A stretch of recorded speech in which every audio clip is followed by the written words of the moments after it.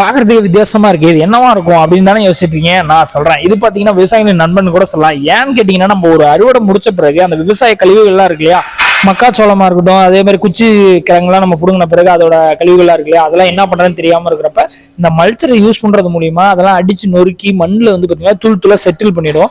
So அது மூலியமா மண்ணில் இது மக்கி மண்ணுக்கு ஒரு இயற்கை உரமா மாறிடும். ஸோ நீங்க அதுக்கப்புறம் வந்து பாத்தீங்கன்னா எப்பவும் போல நீங்க உழுது நீங்க பயிரிடும் போது பாத்தீங்கன்னா உங்களுக்கு விளைச்சல் இன்னும் நிறையவே கிடைக்கும். ஏன்னா இது இயற்கை உரமா இது செயல்படுறதுனால உங்களுக்கு மண்ணுங்க நல்ல வளம் கிடைக்கும்.